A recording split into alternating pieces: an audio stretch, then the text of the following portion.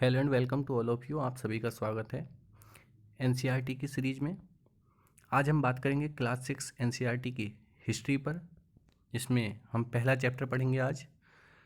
तो ये सीरीज़ जो है पूरी 6 to 12 होगी। बस आपको जो है धैर्य बनाए रखना है। जिस हिसाब से आपको समझना है कि क्लास 6 में आप कितने छोटे थे, तो इस चैप्टर में हम कुछ ऐसी ही बातें करेंगे क्लास 6 में, एक कुछ बेसिक चीज़ें, लेकिन वो बहुत ही काम की होंगी। आपको इस बात को समझना होगा कि एनसीईआरटी और दूसरी किताबों में जो बेसिक अंतर होता है वो यही होता है कि और किताबें ज्ञान देती हैं, जबकि एनसीईआरटी आपकी समझ को विकसित करती हैं। वो आपसे क्वेश्चन करती है, उसका आंसर बताती है। तो आपको जो है बहुत ध्यान से इस कहानी को सुनना है, जिसमें हम पहला चैप्टर कवर करेंगे। तो आइए शुरू करते हैं। सबसे पहले जो है हमें समझना पड़ेगा कि हमें इतिहास क्यों पढ़ना चाहिए, इतिहास होता क्या है। तो इतिहास शब्द का अर्थ होता है इति धन हास, अर्थात ऐसा ही हुआ था। तो जो भी हमारी घटनाएं घटित हुई थी उन्हीं को हम जो है इतिहास कहते हैं। अगर इसकी हम प्रॉपर डेफिनेशन देखेंगे तो आपको पता चलेगा कि इतिहास जो है अतीत में हुई घटनाओं का एक कालानुक्रमिक लेखा है। अगर आपसे कोई भी इतिहास की डेफिनेशन पूछता है तो आप यही बताएंगे कि इतिहास अतीत में हुई घटनाओं का एक कालानुक्रमिक लेखा है। उसके बाद क्वेश्चन कि हमें इतिहास का अध्ययन क्यों करना चाहिए। तो हमें इतिहास का अध्ययन करना चाहिए क्योंकि यह हमारे अतीत के बारे में बताता है, हमारा अतीत कैसा रहा है। यह हमें हमारी प्राचीन संस्कृति और जीवन शैली के बारे में समझ देता है। यह हमें वर्तमान विश्व की समस्याओं को हल करने में मदद करता है। तो यहाँ पे जो आपसे सवाल किया गया था कि हमें इतिहास क्यों पढ़ना चाहिए, उसके आपका जवाब मिल गया होगा। उसके बाद अब जो हमारा पहला चैप्टर है, क्या, कहाँ, कैसे और कब, इसमें कुछ जो सवाल हमारे मन में इतिहास को लेकर चलते हैं वो इसमें कुछ बताए गए हैं, उनका आंसर बताया गया है। देखते हैं। कुछ छोटी छोटी चीज़ें हैं लेकिन बहुत ही बेसिक चीज़ें हैं और इम्पोर्टेंट हैं। जब तक आपको उनकी बेसिक समझ नहीं होगी तो आपको जो है इतिहास पढ़ने में ना तो रोचक लगेगा और ना ही जो है उसको तुम बहुत अच्छे से समझ सकोगे। तो इस पहले अध्याय में हम बात करेंगे कि क्या हुआ, कहाँ हुआ, कैसे हुआ और कब हुआ। कैसे जो है ये अतीत धीरे धीरे आज हम वर्तमान परिस्थिति में जो जीते हैं वो कैसे बना, हमारी संस्कृति में बदलाव कैसे हुए, इन सब चीज़ को धीरे धीरे जो है हम देखेंगे। आज जो है क्लास 6 के पहले चैप्टर से हम शुरुआत करते हैं। इस चैप्टर में सबसे पहले एक लड़की है रसीदा, उसके मन में एक सवाल आता है। वो एक न्यूज़पेपर पढ़ती है तो वो अचानक से देखती है कि 100 साल पहले ये घटना घटित हुई थी। तो उसके मन में सवाल आता है कि हम कैसे जान सकते हैं कि 100 साल पहले या 200 साल पहले क्या हुआ होगा। यदि घटना एक दिन पुरानी या 2 दिन पुरानी नहीं है तो हम न्यूज़पेपर के माध्यम से, टेलीविज़न के माध्यम से या फिर अखबार के माध्यम से, रेडियो के माध्यम से हम उस चीज़ को सुन सकते हैं, जान सकते हैं। यह घटना 5-10 साल पुरानी है तो उस समय के किसी व्यक्ति से हम उसके बारे में जान सकते हैं। लेकिन अगर कोई भी घटना 100-200 साल पुरानी है, कई हज़ार साल पुरानी है, तो उसके बारे में हम कैसे जान सकते हैं। तो उसके मन में जो है एक ये सवाल आया, जिसका आंसर जो है आपको इस चैप्टर में मिलेगा। उसके बाद सबसे पहले हमारे मन में सवाल ये आता है कि हम अतीत के बारे में क्या क्या जान सकते हैं, क्या जानना चाहते हैं। तो अगर हम बात करें कि क्या क्या जानना चाहते हैं या क्या जान सकते हैं, तो इसमें हम बात करेंगे कि जो उस समय के लोग थे, जब आप कल्पना करो कि आग नहीं थी, जब आप कल्पना करो कि कृषि का ज्ञान नहीं था, उस समय के लोग खाते क्या होंगे, ठीक है, वो कैसे कपड़े पहनते होंगे, उनका घर मकान कैसा था। क्योंकि जब ईंट नहीं थी, सीमेंट नहीं था, कोई टेक्नोलॉजी नहीं थी, तो उस समय वो कैसे घरों में रहते थे, या फिर वो व्यवसाय क्या करते थे। जैसे आज हम लोग जॉब करते हैं तो वो उस समय वो लोग क्या करते थे। या फिर मनोरंजन के लिए हम मोबाइल, उसके बाद टीवी, बहुत सारी चीज़ें हैं, गाने सुनते हैं। तो उस समय के लोग जब ये टेक्नोलॉजी का विकास नहीं हुआ था वो किस तरीके से अपना मनोरंजन करते रहे होंगे, ठीक है। तो ये सब चीज़ें जो है हमारे मन में कुछ जिज्ञासाएं उत्पन्न करती हैं। ये जानने की हम कोशिश करते हैं कि उस समय के लोग कैसे जो है अपना जीवन को व्यतीत करते रहे होंगे। तो ये कुछ ऐसे सवाल हैं जिनके बारे में हम जानना चाहते हैं। उसके बाद दूसरा सवाल है कि लोग कहाँ रहते थे। तो आपको ये समझना चाहिए कि जिस समय हमको कृषि का ज्ञान नहीं है, जिस समय हमारे पास कुछ भी नहीं है, और आप अगर उस समय में हो तो इंसान को जीने के लिए सबसे ज़्यादा जो ज़रूरी है वो पानी होगा, क्योंकि खाना खाए बिना तो हम रह सकते हैं, लेकिन पानी पिए बिना रहना मुश्किल होगा। तो जो लोगों ने रहना शुरू किया वो माना जा सकता है कि नदी के किनारे ही शुरू किया होगा, जैसे नर्मदा नदी। ठीक है, क्योंकि हम कुशल संग्राहक तो शुरू से थे, हमारे खून में गैदरिंग है। जब हम बंदर थे तभी से जो है हमको गैदरिंग आती थी, पेड़ों से फल तोड़ना इत्यादि सब चीज़ें जो है, फूड इकट्ठा करना किसी भी तरीके से, तो ये सब हमको आता था। खाना हमको कहीं से भी मिल सकता था, लेकिन हमें पानी की ज़रूरत थी, इसलिए हमने नदी के किनारे बसना शुरू किया। और बाकी अपने भोजन के लिए हमने पेड़ पौधों से जो है किसी भी तरीके से हमने शिकार करके अपना पेट पाला। उसके बाद जो है, जैसे नदी के किनारे रहना अच्छा होता है, उसी प्रकार से पहाड़ों पर रहने के भी अपने कुछ फ़ायदे थे, जिसके बारे में हम आगे बात करेंगे। तो इसमें जो है हम सुलेमान और किरथार पहाड़ी जो आपको उत्तर पश्चिम की ओर देखने को मिलती हैं, वहाँ पर रहना शुरू किया, क्योंकि इसी के पास हमको 8,000 वर्ष पूर्व गेहूं तथा जौ जैसी फसलों के उपजाने के प्रमाण मिलते हैं। आज से 8,000 वर्ष पूर्व हमें ऐसे प्रमाण मिले हैं कि यहाँ पर जौ और गेहूं जैसी कुछ फसलें उपजाई जाती थीं।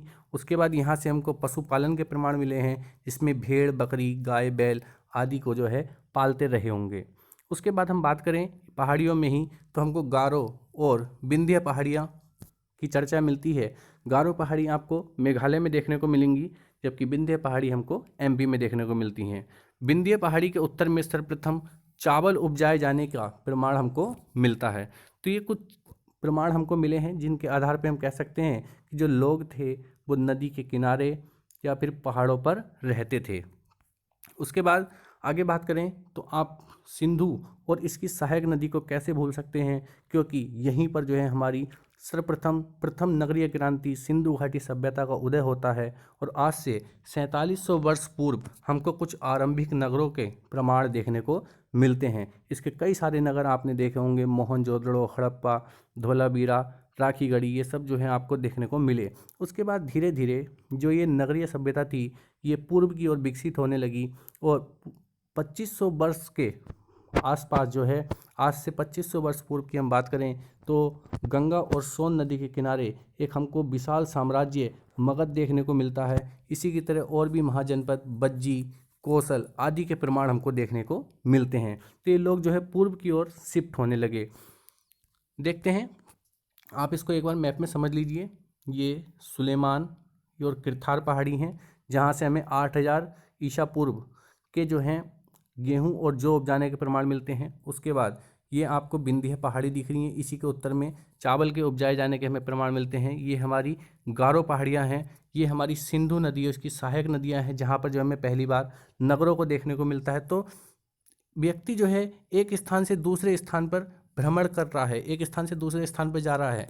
तो ये यात्राएं क्यों होती थीं? ठीक है, ये यात्राएं क्यों होती थी, हम आज क्यों यात्राएं करते हैं, सबसे पहले आपको ये समझना पड़ेगा। तो अपने काम के लिए, अपने व्यवसाय के लिए, या एक स्थान से दूसरे स्थान पर घूमने के लिए, इस तरीके से जो है हम लोग आज भी यात्राएं करते हैं। तो उस समय के लोग यात्राएं क्यों करते थे, इस पर हम बात करेंगे। तो शायद हो सकता है काम की तलाश में एक स्थान से दूसरे स्थान पर जाते रहे हों, या फिर किसी प्राकृतिक आपदा के आ जाने के कारण उनको वो स्थान छोड़ना पड़ता हो और दूसरे स्थान पर निवास करने जाते हों, जैसे आप मोहनजोदड़ो मूवी में देखते हैं। उसके बाद पर्यटन के लिए अर्थात घूमने के लिए भी एक स्थान से दूसरे स्थान पर जा सकते हैं। लड़ाई के लिए, युद्ध हो गए, राजा और महाराजा में जो युद्ध होते थे उसके लिए जो है लड़ाई करने के लिए एक स्थान से दूसरे स्थान पर जाना पड़ता था। या फिर व्यापार के लिए और धर्म प्रचार के लिए आपने कई सारे ऐसे लोग देखे होंगे जो धर्म प्रचार करने हमारे भारत में आए और एक स्थान से दूसरे स्थान पर उन्होंने यात्राएं की। तो इन यात्राओं से हमें क्या मिला, इनसे क्या फ़र्क पड़ता है? तो अगर हम एक स्थान से दूसरे स्थान पर जाते हैं तो हम एक दूसरे का कल्चर सीखते हैं, एक दूसरे की जो मान्यताएं हैं उनमें एक समझ विकसित होती है, और वो कहीं ना कहीं जो है आपस में घुल मिल जाते हैं और हमको जो है एक एकता के सूत्र में बांधने का कार्य करते हैं। तो इसी तरीके से जो है उस समय भी हमको देखने को मिलता था। उसके बाद बात करें देश के नाम की, कि हमारे देश का जो है नाम क्या है, कैसे पड़ा। तो इसमें आपने दो नाम सुने होंगे, एक इंडिया और दूसरा भारत। अगर हम बात करें इंडिया की, तो इंडिया जो शब्द है वो अपनी जड़ें इंडस से खोदता है, और इंडस का संस्कृत में अर्थ होता है सिंधु। आज से 2500 वर्ष पूर्व 2500 वर्ष पूर्व, सॉरी ये 25 हो गया है, आप इसको 2500 कर लेना। 2500 वर्ष पूर्व ईरानी व यूनानी ने सिंधु को हिंदोस व इंदोस कहा तथा इसके पूर्व में स्थित भूमि को इन्होंने इंडिया कहा, क्योंकि इनको प्रोनाउंस करने में थोड़ी सी प्रॉब्लम होती थी, तो इस प्रकार से ये इंडिया बन गया। बात करें भारत की, तो भारत जो है अपनी जो जड़ें हैं वो भरत शब्द से लेता है, और इस भरत नाम का उल्लेख जो हुआ है वो हमको ऋग्वेद में देखने को मिलता है, जो 3500 वर्ष पूर्व की कृति है। यहाँ पे जीरो लगाने वो हो गए हैं, प्रिंट आउट की गलती है, आप लगा लेना। 3500 वर्ष पूर्व की जो है एक कृति है ऋग्वेद संस्कृत की, जिसमें हमें इस भरत शब्द का उल्लेख मिलता है, और ये भरत शब्द जो है उत्तर पश्चिम में रहने वाले लोगों के समूह के लिए प्रयोग किया जाता था। उसके बाद धीरे धीरे इसका प्रयोग देश के नाम पे होने लगा या देश के लिए होने लगा। तो इस तरीके से हमारे देश के दो नाम पड़े। नेक्स्ट है अतीत के बारे में हम कैसे जानें, जो रसीदा का सबसे पहला सवाल था। अब उसी के उत्तर की बारी है कि हम अतीत के बारे में कैसे जान सकते हैं। जो घटनाएं 100-200 साल पुरानी है, हज़ारों साल पुरानी है, उनके बारे में हम किस प्रकार से जान सकते हैं। तो इसमें जो है पुस्तकें, जो उस समय की पुस्तकें थी, जिनको हम कह सकते हैं पांडुलिपि। पांडुलिपि का मतलब होता है हाथ से लिखी हुई जो भी पुस्तकें होती हैं, उनको हम पांडुलिपि के नाम से जान सकते हैं। तो इससे जो है हमें काफ़ी कुछ जानकारी जो है उस समय की मिलती है, उस समय की संस्कृति, उस समय की जो कल्चर था, उस समय का जो समाज था, जो राजा महाराजा थे, उनके द्वारा करे गए युद्ध, इन सब चीज़ की जानकारी हमें मिलती है। लेकिन ये काफ़ी कुछ मात्रा में उस समय से काफ़ी खराब हो चुकी हैं, कुछ ही मात्रा में हमें मिली हैं। बात करें कि जो पांडुलिपि होती है, इसको इंग्लिश में कहते हैं मेनू स्क्रिप्ट्स, ठीक है। और ये एक लैटिन शब्द है मेनू, इससे बना है मेनू स्क्रिप्ट्स, और मेनू का मतलब होता है हाथ, अर्थात हाथ से लिखी गई पुस्तकें, उनको हम पांडुलिपि या मेनू स्क्रिप्ट्स कहते हैं। ये जो हैं ताड़पत्र और भोजपत्र जो वृक्ष हैं उनकी छाल पे लिखे जाते थे, जिन्हें हम ताड़पत्र और भोजपत्र कहते हैं।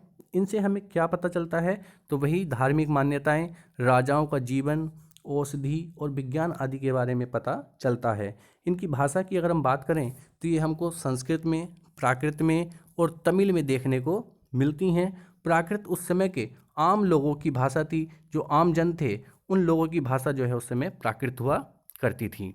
इसके बाद ये आपको पांडुलिपि दिखाई गई है, जो इस पे हाथ से लिखी हुई है, ठीक है। इस तरीके से जो है लोग एक सीट लेते थे, एक जो पेड़ की छाल होती है उस पे जो है लिखा करते थे, लेकिन कीड़े मकोड़ों के द्वारा जो है धीरे धीरे ये नष्ट जल्दी ही हो जाती थी, इसलिए कुछ ही मात्रा में हमको मिल पाई हैं।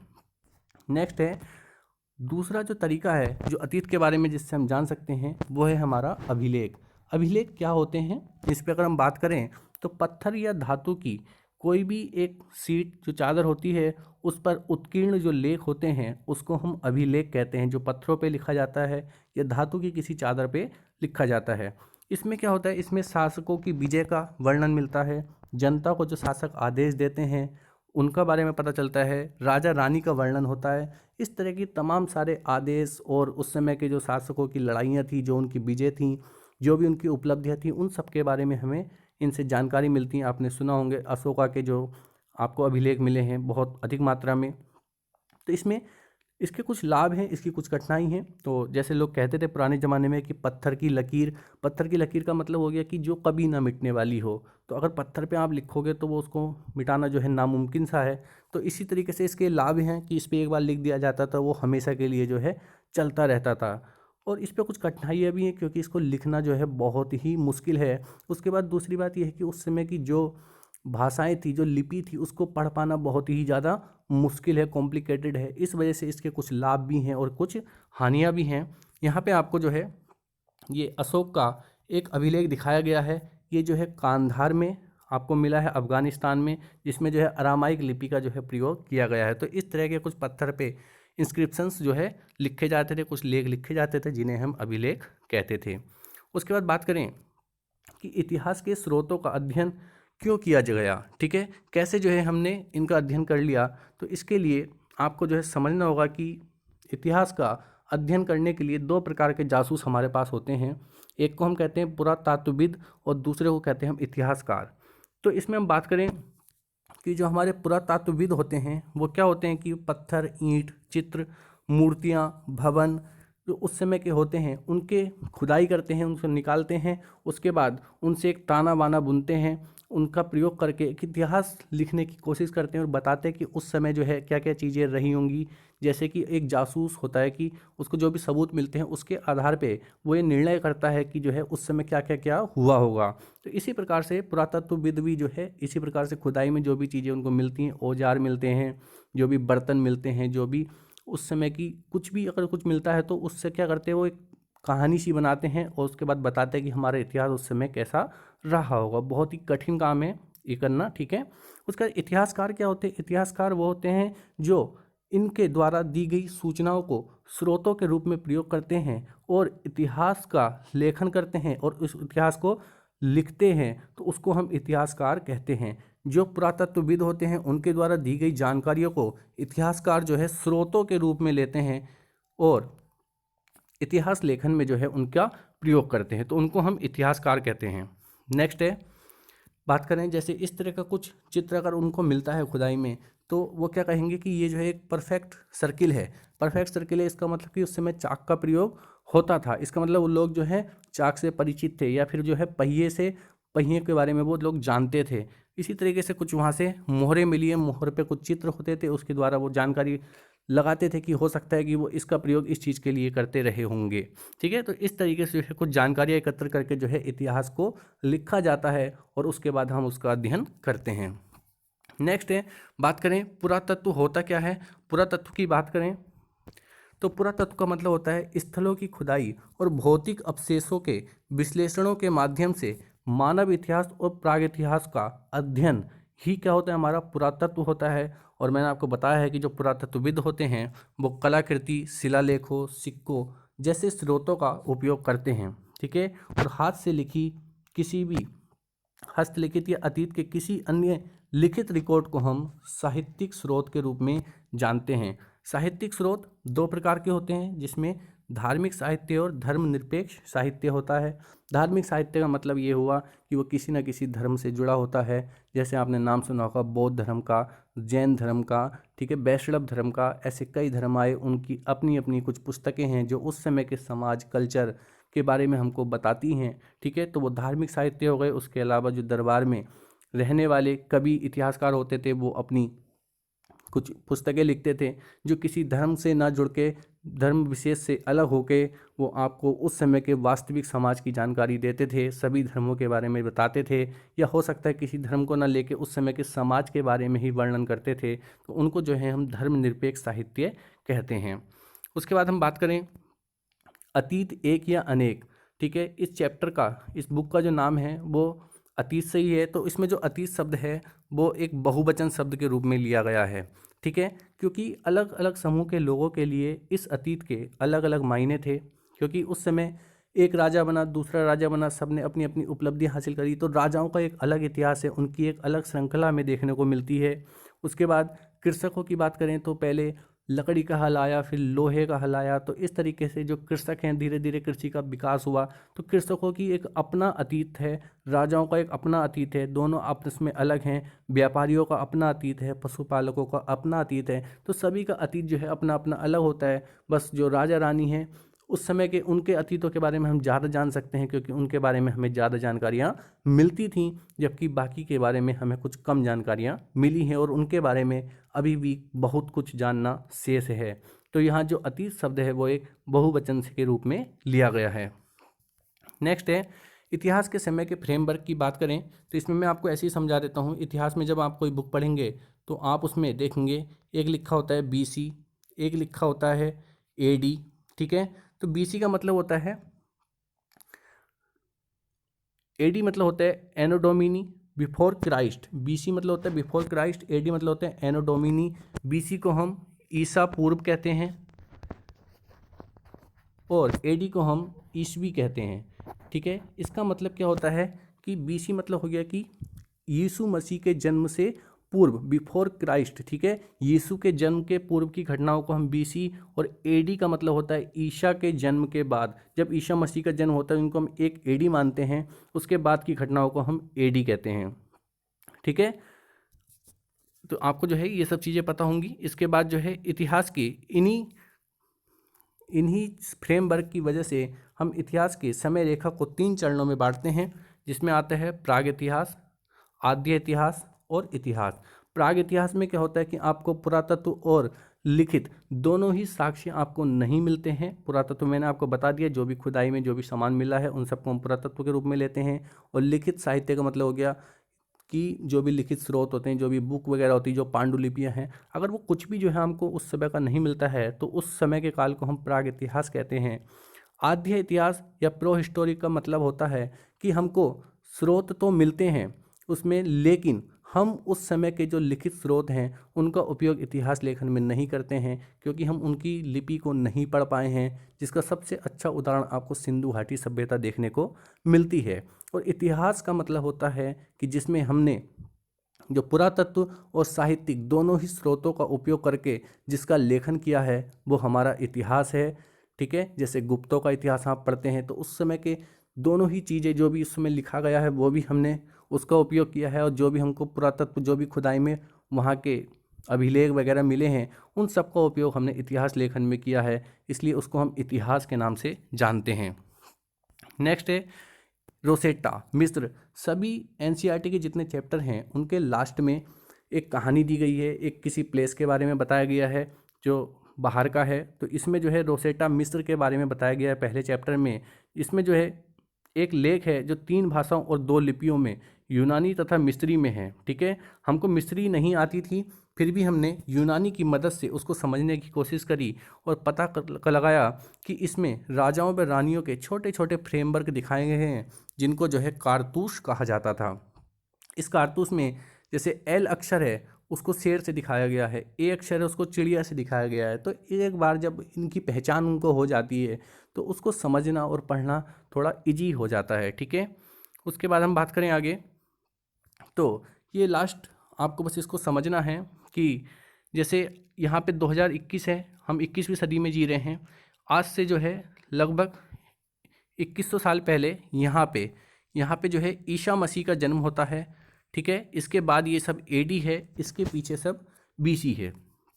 इसमें जो है आप पीछे पीछे जाएंगे तो 400 साल पहले, 500 साल पहले, 600 साल पहले क्या हुआ था, ये सब पीछे की कहानी चलती रहेगी। तो हमारा इतिहास जो शुरू होता है वो 2 मिलियन से शुरू होता है। ठीक है, जिसमें पैलियोलिथिक एज आती है, पाषाण काल, ठीक है, पुरा पाषाण काल, फिर मध्य पाषाण काल, फिर नव पाषाण काल 8000 बीसी तक चलता है। इसके बाद 8000 बीसी से लेके और 2500 बीसी तक हमको देखने को मिलता है कि इसमें कांसे और टिन वगैरह की जो है खोज होती है। ठीक है, इसके बाद जो है आपको इंडस वैली सिविलाइजेशन देखने को मिलती है। उसके बाद आपको जो है बीच में कुछ डार्क एज देखने को मिलेगा, क्योंकि इंडस वैली सिविलाइजेशन इसमें 1900 तक या आप मान सकते हो 1700 तक आपको देखने को मिलेगी। लेकिन उसके बाद 200-250 साल का एक डार्क एज आता है जिसमें हमें पता नहीं होता कि क्या हुआ। और उसके बाद जो है आपको 1500 से फिर से ऋग्वैदिक इरा देखने को मिलता है। उसके बाद लेटर वैदिक इरा आता है। ठीक है, उत्तर वैदिक काल आता है। इसके बाद 500 बीसी में आपको महाजनपद और मौर्याज को देखने को मिलते हैं। उसके बाद फिर से एक डार्क एज आता है जिस समय हमारे ऊपर विदेशियों का आक्रमण हुआ था, जिसमें आपको यूनानी, शक, कुषाण ये सब जो है आपको देखने को मिलेंगे। और उसके बाद फिर गुप्ताज, फिर हर्ष, ठीक है, और उसके बाद प्रॉफिट मोहम्मद आते हैं। इसके बाद ही हमारा मध्यकालीन शुरू हो जाता है। और 1600 के बाद जो है जब ईस्ट इंडिया कंपनी भारत आती है तो हम आधुनिक इतिहास के बारे में पढ़ते हैं, और ये जो है आज का हमारा समय है। तो ये जो है सब एक पूरा चार्ट है जिसमें जो है पूरे इतिहास के बारे में जो है समझाया गया है कि किस किस तरीके से हमें चलना है और क्या क्या हमें देखना है। तो पहले चैप्टर में आपको बस इतना ही जो है समझाया गया था। इसके बाद हम बात करेंगे कल दूसरे चैप्टर पे। तब तक आप जो है इसको अच्छे से एक बार देख लीजिए। अगर आपके पास बुक नहीं है तो आप इसको डाउनलोड करके एक बार पढ़ लीजिए और एक बार ये कहानी सुन लीजिए, तो हो सकता है आपको जो है कुछ क्लियरिटी आए, आपके दिमाग में कुछ समझने में आपको मदद मिले। तो आपको इसी के साथ कल मिलते हैं। धन्यवाद, नमस्कार, जय हिंद।